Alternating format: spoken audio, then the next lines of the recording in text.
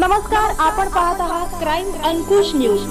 जिल्ह्यात मागील काही दिवसांपासून अतिवृष्टी तसेच नद्यांना आलेल्या महापुरामुळे जवळपास 792 गावांना फटका बसला असून त्यातील 40 गावांमध्ये पुराचे पाणी शिरले आहे। या 40 गावातील हजारो लोकांना निवारा केंद्रामध्ये ठेवण्यात आले आहे। तर या 40 बाधित गावांचे आणि तेथील नागरिकांचे जनजीवन पूर्वीप्रमाणे सुरळीत होण्यासाठी सर्व संबंधित शासकीय यंत्रणांनी अत्यंत जबाबदारीपूर्वक काम करावे असे आवाहन राज्याचे ग्रामविकास आणि पंचायत राज मंत्री तथा जिल्ह्याचे पालकमंत्री जयकुमार गोरे यांनी केले आहे। जिल्हा नियोजन समितीच्या सभागृहात अतिवृष्टी आणि पूर परिस्थितीच्या अनुषंगाने आयोजित आढावा बैठकीत पालकमंत्री गोरे मार्गदर्शन करत होते।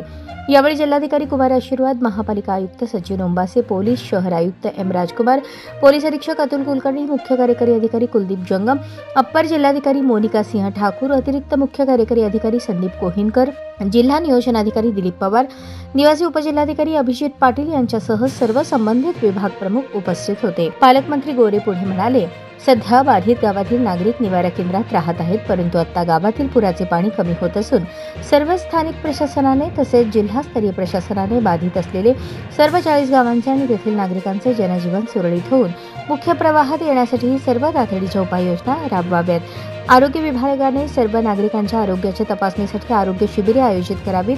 पाणी पुरवठा विभागाने गावातील नागरिकांना पिण्याचा पाणी पुरवठा टँकरद्वारे करावा।